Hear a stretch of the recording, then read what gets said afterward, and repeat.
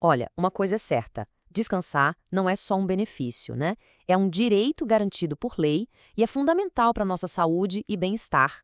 E na legislação trabalhista aqui do Brasil, esse direito tem um ritmo, uma cadência bem definida. Vamos entender direitinho como isso funciona? A gente vai desvendar juntos esse ritmo que a lei determina, sabe? Desde aquelas pausas mais curtinhas do dia a dia até as tão sonhadas férias anuais. Pensa nisso como se fosse um guia, um mapa dos direitos de quem trabalha e, claro, das obrigações de quem emprega. Então, o nosso roteiro aqui é bem direto. A gente começa com as pausas diárias, depois avança para o descanso da semana, chega nas férias e, por fim, vamos ver o que acontece quando todo esse ritmo é quebrado. Bom, vamos lá então. Nossa primeira parada é no ritmo do dia a dia, ou seja, aquelas pausas obrigatórias que dão a estrutura de cada jornada de trabalho. E tudo parte de uma pergunta bem simples, na verdade. Qual é a duração da jornada de trabalho? Porque é essa resposta que define o chamado intervalo intrajornada, que nada mais é do que aquela pausa que acontece dentro do expediente. Pois é, a lei aqui não deixa muita margem para dúvida. Se a jornada de trabalho passa de 6 horas, o intervalo tem que ser de, no mínimo, 1 hora.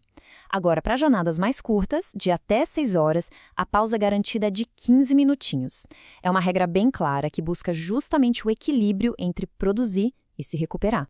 Mas olha, o descanso do dia não acaba na pausa para o almoço, não. Entre o fim de um expediente e o começo do outro, a lei exige um tempo mínimo de 11 horas seguidas de descanso. Esse é o tempo de recarga que é considerado essencial para garantir que a pessoa esteja realmente recuperada para um novo dia de trabalho. Certo, já vimos o dia a dia. Agora, vamos ampliar um pouco o foco e olhar para a semana.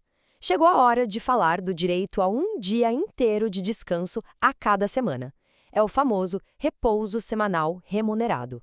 O RSR é muito mais do que uma simples folga. É o direito a um dia inteiro de descanso pago por semana. E ele foi pensado não só para recuperação física e mental, mas também para permitir o convívio com a família, com os amigos, enfim, é essencial para o nosso bem-estar geral. E para isso, existem algumas regras bem importantes. A folga deve acontecer antes do 7º dia de trabalho seguido e, de preferência, aos domingos. Agora, se não tiver jeito e for preciso trabalhar nesse dia sem uma outra folga para compensar, aí a regra é dura. O pagamento por esse dia é em dobro.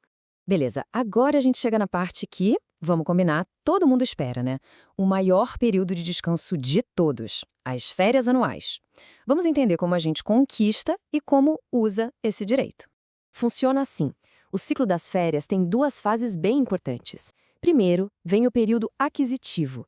A pessoa trabalha 12 meses para, de fato, conquistar o direito às férias. Uma vez conquistado esse direito, abre uma nova janela de mais 12 meses, que é o período concessivo. É o prazo que a empresa tem para conceder essas férias. Ou seja, é um sistema que dura 24 meses para garantir que o descanso aconteça. E aqui atenção a um detalhe que faz toda a diferença. O pagamento das férias, já com aquele adicional de 1/3, precisa ser feito até 2 dias antes de a pessoa sair para descansar. A lógica é simples, ter o dinheiro na mão para poder de fato aproveitar o período. Tá, mas e se a empresa não cumprir esse prazo? Seja para dar as férias ou para pagar? A consequência é bem pesada. Pagamento em dobro. Foi o jeito que a lei encontrou para garantir que esse direito tão importante não seja deixado para depois. Bom, para a gente fechar, vamos juntar as peças e ver o que acontece na prática quando esse ritmo de descanso que a lei estabelece é ignorado. Quais são as consequências para cada tipo de falha? Vamos começar com uma situação que, infelizmente, é bem comum. E se aquele intervalo para o almoço e descanso durante a jornada simplesmente não acontece como deveria? Nesse caso, a regra é a seguinte: o tempo que foi tirado do descanso tem que ser pago. E não é um pagamento simples, não. Ele tem caráter de indenização, com um acréscimo de 50% sobre o valor da hora normal. É uma forma de compensar pelo descanso que foi negado. Certo, e o que acontece quando aquele descanso obrigatório entre um dia de trabalho e o outro não é respeitado? A lógica aqui é bem parecida, sabe? Se o descanso mínimo de 11 horas não foi cumprido, o tempo que faltou para completar esse descanso é visto como hora extra, e por isso tem que ser pago com o adicional correspondente.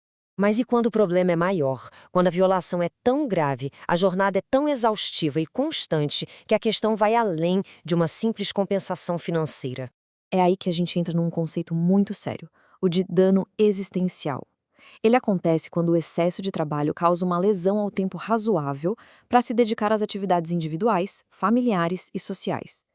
Em outras palavras, é quando o trabalho impede a pessoa de viver a própria vida. Nesses casos, a justiça pode determinar uma indenização por danos morais. E com isso, a gente encerra essa nossa análise. Fica a pergunta para reflexão. O ritmo de trabalho estabelecido está em harmonia com os direitos fundamentais ao descanso e ao lazer? Conhecer a lei é, sem dúvida, o primeiro passo para garantir que a resposta seja sempre sim.